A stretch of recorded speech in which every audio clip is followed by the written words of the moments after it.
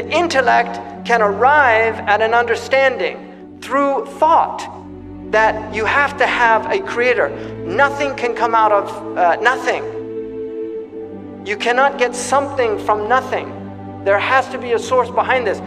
Which my 15-year-old was studying biology, and his teacher was an atheist. And he came and told me that he was studying biology, and he said that his teacher said that we can explain life without God. And I said that biologists should not interfere with cosmology. A biologist should stay in biology and not start talking about cosmology, because that's another science, cosmology. And it reminded me of the joke about the biologists that meet God, and God asked them what they're up to, and they said, well, we've gotten rid of you. And God asked the biologists, how did you get rid of me? And they said, well, we can explain how we got here without you. And he said, well, how would you do that? He said, well, first we take some cosmic dust. And God says, no, wait a second, get your own dust. Right? You see, because where did it all start? Where did we come from? Even if evolution explained how we have evolved as a species, it doesn't explain where the original material came from.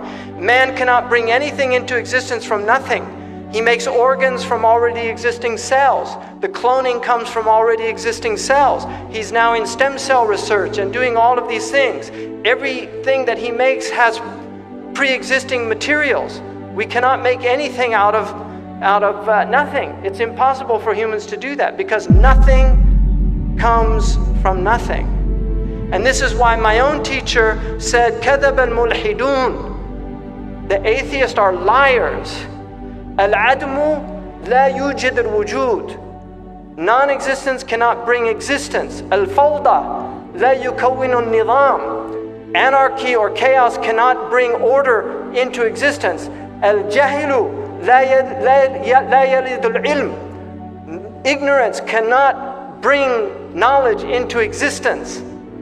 And then he said, إِنَّمَا هِيَ انْتِكَاسُ عَقْلِيٍّ كَمَنْ يَمْشِي عَلَى رَأْسِهِ وَرِجْلَاهُ فِي الْهَوَىٰ. This is the inversion, this is an intellectual inversion of reality, like somebody who's walking on his head and his feet are in the air. That this is something that humans have never believed. And this argument now of the modern atheists, this is an ancient argument. Atheists have always been around. In fact, atheists were actually more sophisticated 100 years ago than they are today.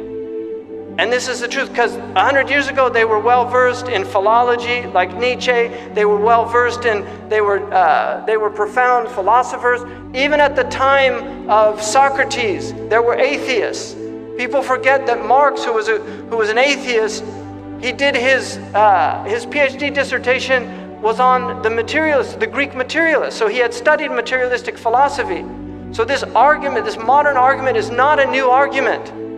It's a very old argument, and our scholars dealt with this argument extensively, but people don't read their books anymore. And one of the simplistic views of some of these modern Muslims that deny theology and the tradition of theology, they have no response to these new atheists. They have no response other than to say kuffar. But this is not enough, because Muslims have always dealt with these things intellectually in a tradition called Radd al-Shubuhat, which is refutation of the obfuscations that are brought out by the atheists. So it's important for us to remember that we were created to adore Allah subhanahu wa ta'ala, but to know Him through ma'rifah, and this is through the intellect.